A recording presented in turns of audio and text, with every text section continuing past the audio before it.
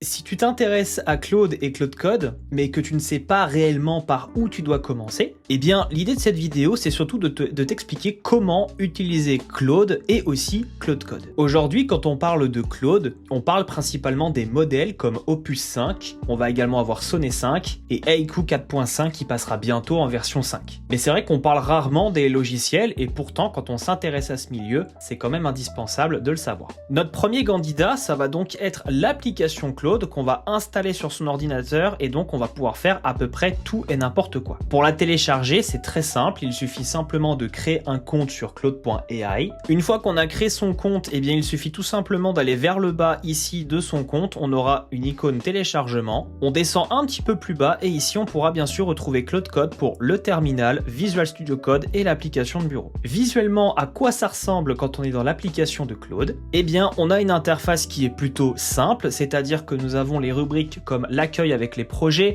les artefacts, les reprogrammés, les répartitions, donc avec les fonctionnalités proposées, et on a aussi l'espace code, donc qui est la même chose que Claude Code, mais en version interface dans notre application, avec toutes les sessions, le nombre de messages, les jours actifs, les modèles qu'on a utilisés. Donc là on peut voir que ça fait très longtemps que je n'utilise pas le Claude Code dans l'application, mais plutôt moi de mon côté via le terminal. Lorsqu'on est dans l'application de Claude classique, et bien ici on a tout simplement le bandeau de discussion. On peut choisir les modèles que l'on souhaite, comme par exemple Fable 5, Opus, Sonnet ou Haiku, en fonction de la demande qu'on a. Généralement, on traite avec le même modèle, pas besoin de changer, même si Opus 5 coûte un petit peu cher, mais en fonction de l'abonnement, si vous êtes sur un abonnement à 20 $ par mois, en effet, essayez de privilégier plutôt sur du Sonnet 5. Si vous êtes sur un abonnement à 100 ou 200 $ par mois, dans ce cas, Opus 5 tous les jours, c'est exactement ce que je fais moi avec le mien. Il faut aussi noter qu'on a la possibilité de régler l'effort du modèle, c'est-à-dire que par exemple, ici je choisis Opus 5, mais si je veux un effort ici en élevé qui est par défaut, ou plutôt de l'avoir au maximum ou en faible, selon le cas d'usage, lorsqu'on va faire des petites tâches, élevé par défaut fera donc le travail de manière standard. Lorsqu'on travaille sur quelque chose de vraiment plus compliqué, alors le mettre au max ou en high sera vraiment pas mal. Et lorsqu'on travaille sur des petites tâches, pas besoin de le mettre en faible, mais plutôt de passer sur un modèle inférieur. Ensuite, ici, on a l'espace Cowork, donc qui est un petit peu différent, on y reviendra tout à l'heure, mais Cowork, c'est tout simplement la suite supplémentaire de Claude, qui va plus servir pour les personnes qui ont un travail régulier à faire tous les jours, des rapports, des présentations ou des tâches automatiques, parce qu'on peut faire tourner ça dans le cloud. Donc on va dire c'est plus pour le côté professionnel et un peu moins pour le code et développement. Ensuite, on va retrouver Claude bien sûr dans l'extension pour VS Code, donc on installe VS Code et là on peut directement coder avec l'extension. En gros, par exemple, ici je vais vous montrer, je suis donc sur mon Visual Studio Code, donc je suis en train de faire la présentation que vous voyez d'ailleurs actuellement ici pendant cette vidéo,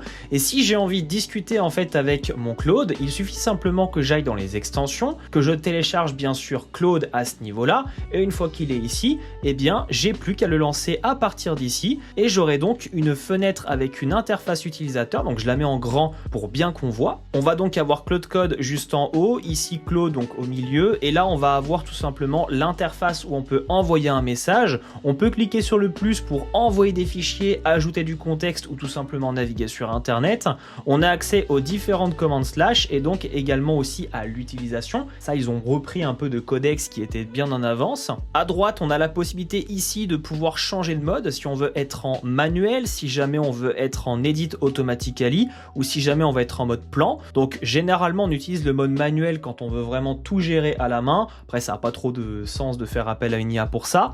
Le edit automatically, c'est celui qui est le plus utilisé avec l'extension VS Code par défaut, et le mode plan c'est plutôt quand on veut brainstormer avec notre modèle et prendre le temps de faire les choses. C'est-à-dire que Claude va vous poser tout un lot de questions, brainstormer l'idée et ensuite commencer à appliquer, selon bien sûr si on a des skills ou non. On a aussi un autre mode sur Claude, mais qui est un peu plus dangereux en fonction de votre profil. C'est tout simplement le mode auto. Donc le mode auto, pour l'obtenir, c'est toujours au même endroit, sauf que c'est le dernier. Pourquoi il est jugé dangereux? Tout simplement parce qu'en fait, vous donnez les permissions, un peu les clés de votre machine à Claude pour effectuer à peu près toutes sortes d'opérations. Quand je dis que c'est dangereux, c'est quand on ne connaît pas et qu'on fait un mauvais prompt, effectivement, on peut avoir des surprises. Quand on connaît, connaît, moi personnellement j'utilise en bypass permission tous les jours. Il ne m'a jamais effacé un fichier sans que je lui demande. Il suffit simplement d'être précis dans le prompt. Je te fais une petite parenthèse. Si jamais tu t'intéresses au développement web par intelligence artificielle, tu retrouveras dans les commentaires et dans la description ma page ici pour tout simplement créer ton premier site internet par intelligence artificielle. Cette formation est principalement basée sur Claude et Claude Code. Tu vas apprendre non seulement à gérer du HTML, du CSS et du JavaScript, tu vas apprendre les bases d'un site internet, tu apprendras également à utiliser Git pour sauvegarder ton projet, que ce soit Node.js pour lancer un serveur live, et également GitHub, Netlify et Vercel qui sont donc les indispensables pour publier ton projet, pour une formation qui dure un peu moins de 3 heures. En tout cas, si tu veux commencer à avoir ton premier projet, c'est par là que je passerai. On retourne à la vidéo. Et pour finir, nous avons notre troisième ici qui est donc Claude Code dans le terminal. Comme on a vu en premier, on a donc Claude qui lui est l'application de bureau, l'extension qui est principalement faite pour le développement web,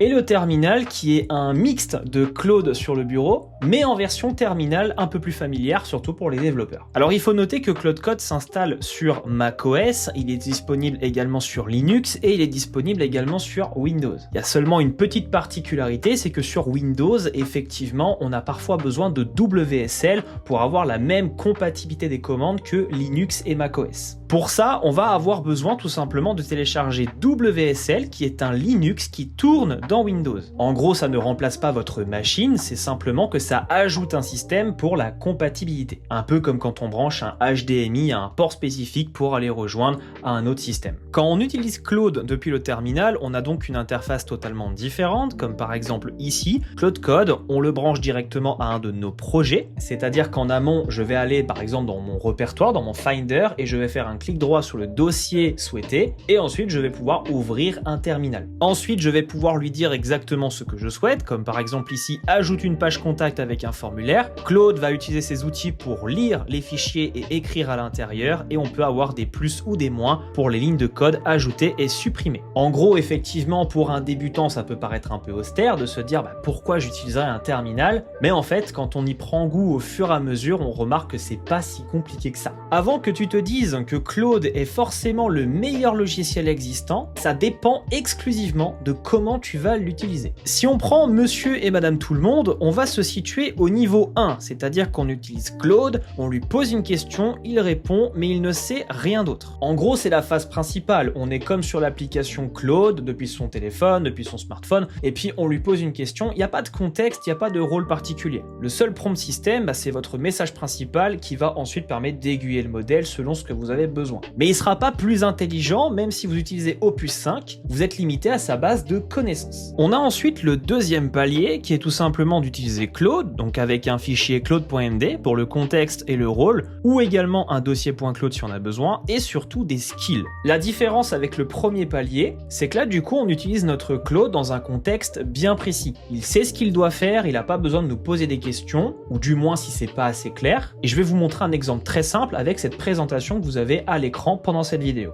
Donc ici nous sommes sur Visual Studio Code, on peut voir que je suis dans une base de code avec un dossier assets pour les images, les slides qui sont ici, donc il n'y a rien de confidentiel, un fichier claude.md, un index et un slide.js. Jusqu'à là ça reste une code base, tout ce qu'il y a de plus simple, mais effectivement pour éviter de devoir repréciser des choses à Claude, il va y avoir besoin effectivement de lui donner un rôle et un contexte. Pour ça je vais donc ouvrir le fichier claude.md et comme on peut voir ici au début, donc on a bien sûr la mention Claude n'est pas obligatoire, le rôle, on lui dit que c'est un expert en rédaction de présentation au format HTML, blablabla, et ensuite nous avons les conventions de projet, ce qui doit être fait dans l'index, dans les slides, slide.js, progression, écriture, système de design, ainsi de suite. Et quand on procède de cette manière, ça permet d'avoir tout simplement une présentation qui a été faite par intelligence artificielle, tout en respectant notre système design, sans pour autant devoir tout le temps lui dire recommence parce que ça me plaît pas et ça me plaît pas. Ça prend beaucoup de temps, faut peaufiner les éléments, mais ça vaut le coup. Ensuite, il nous reste un troisième palier à voir, c'est celui de Claude, donc qui est le plus efficace, mais cette fois-ci avec des sous-agents, des tâches qui sont toutes prêtes, comme par exemple les skills et les lancements planifiés quand on a besoin. Pour être honnête avec vous, tout ce qui est lancement planifié, j'utilise jamais. Par contre, c'est vrai que c'est indispensable et ça c'est le must du must. Quand on veut vraiment être efficace avec Claude et gérer son budget, faut tout simplement savoir que quand on l'utilise dans un contexte précis et qu'on utilise des skills, c'est-à-dire c'est-à-dire des compétences à la demande, eh bien en fait c'est comme si on travaillait avec un ingénieur déjà formé et donc il sait ce qu'il doit faire. Pour que vous puissiez avoir un ordre d'idée donc comment ça fonctionne derrière, on va prendre l'exemple ici d'un de mes anciens templates sur Next.js en version anglaise, et donc on est dans le dossier des skills, donc dans le dossier.claude, dossier skill. À l'intérieur on peut en retrouver plusieurs, comme celui de commit, donc qui me permet de sauvegarder selon un format prédéfini. Ça m'évite tout simplement de lui rappeler à chaque fois tu dois sauvegarder dans tel format. Ensuite on va retrouver ici mon skill frame que j'ai déjà présenté sur ma chaîne YouTube, le skill frame pour find, pour research, pour ensuite architect, make et evaluate, qui est le workflow qui m'accompagne absolument partout, conception de présentation, d'application, de site internet et tout ce qu'on veut. Et donc forcément je pourrais étendre cette liste, il faut juste savoir que les skills qui sont ici sont donc détectés dans le contexte de Claude. Si par exemple ici je dois créer une action serveur sur Next.js qui permet d'appeler un endpoint interne, ça c'est forcément plus pour les développeurs, et bien le fait d'avoir un skill va permettre à Claude de dire ah attends je dois créer une action serveur donc je vais aller voir ce skill. En gros c'est comme s'il avait une documentation sur place. Et donc derrière quand on parle des sous-agents, on n'est pas forcément obligé d'utiliser notre cher ami Claude pour tout faire. Quand la tâche est courte, oui Claude est efficace, mais pour éviter le lost in the middle, c'est-à-dire la perte de contexte au fur et à mesure, on utilise plutôt des sous-agents. En fait c'est tout simplement Claude en tant que chef d'équipe qui va donner des tâches à ses sous-agents, comme ça le contexte principal reste propre et les sous-agents effectuent leurs tâches, ils meurent et ensuite il en refait de nouveau. Lorsqu'on souhaite par exemple ici lancer Claude Code depuis le terminal, et bien j'ai simplement, donc moi je tape cc, je fais entrer et donc voici l'interface de Claude, donc on est directement ici en ligne de commande, on a la même chose sauf qu'on va pouvoir taper notre contenu tout en bas dans une invite et à partir d'ici ça fera le même travail. Donc il faut bien se rappeler d'une chose, l'application de bureau fait exactement les mêmes choses pour à peu près tout travail polyvalent. Lorsqu'on a besoin de travailler sur des requêtes ou plutôt un travail professionnel ou même une présentation des documents, dans ce cas Claude Cowork est un peu plus adapté. Mais lorsqu'on a besoin de faire du développement web, effectivement l'extension mais surtout le CLI de Claude Code, donc depuis la ligne de commande, reste le plus efficace. J'espère en tout cas que pendant cette vidéo tu auras pu comprendre du coup quel est le bon outil selon ton cas d'usage. Il n'y a pas d'outil parfait, l'idée c'est pas de te dire tu dois utiliser la ligne de commande ou l'application de bureau, c'est surtout selon ton besoin et si tu as besoin d'être efficace et d'éviter de dépenser de l'argent bêtement, oublie pas que tu dois utiliser des skills, ça c'est obligatoire. Je te l'ai précisé en début de vidéo, il y a une formation pour ça, si elle t'intéresse,